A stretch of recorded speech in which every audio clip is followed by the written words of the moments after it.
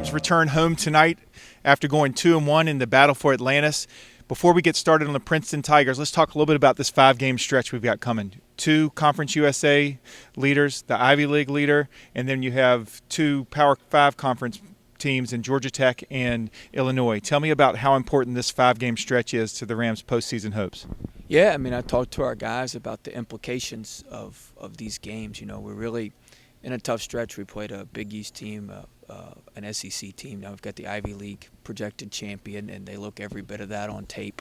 Then we play a Big Ten team, an ACC team, one of the top 3 teams in Conference USA. Then we play the defending Conference USA champion. So, you know, it's a 7-game stretch, and certainly there's implications moving down. I mean, there's a chance that all 7 of those teams can end up in the top 100 at the end of the day of the RPI, and there's a chance 2 or 3 of them can maybe end up top 50, including Princeton tonight. So, you know, that stuff's important. That stuff's important, and you know, I spoke to our team yesterday. New Mexico's coach, they went 1-2, I think, out in Anaheim in the Wooden Legacy, and he talked about how he didn't think his guys understood how important every game was, and they didn't understand it till the last 4 minutes of their game against Dayton, and that really hurt them. So I told our guys, like, this, you know, this can't be us. Like, you're always looking for things like that, and you know, we have to understand the importance, you know, every minute of every game moving forward here, because our margins are thin. When you're in the Atlantic 10, you know, the margins are thin. It's hard to make the NCAA tournament. It's hard to make the NCAA tournament, but these games certainly can help you down that path and can come back big for you in March. Turning our attention to the Tigers tonight, it couldn't be much different than what it's been the last 2 games against Big East and SEC, to long, lanky players, to a team that starts 4-6-4 guys. How does your team make the transition to that, guarding that type in a team that averaged 10 3-pointers a game? Yeah, we talked about it. They're averaging about 8 a game this year. They averaged 10 last year. You know, I told them, I said, hey guys, this is better team than who we played. Now, they may not look like it.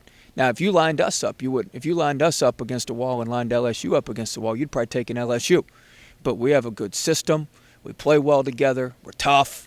You know, we do some different things. If you lined us up and you lined Princeton up, you'd probably take VCU, but that doesn't mean that they got the same stuff. They got a good system.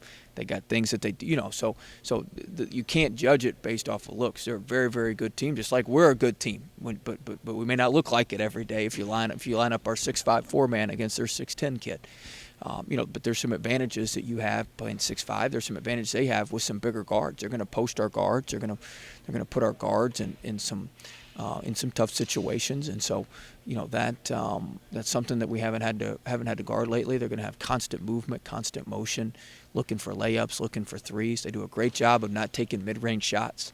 They basically take layups and threes. So, you know, we're going to have to really, really have great attention to detail for the full clock. Speaking of guard play, phenomenal guard play out in Atlantis. The guards, Johnny Williams and Jaquan Lewis, both in point production and taking care of the ball. Less than 10 turnovers both games, last 2 games.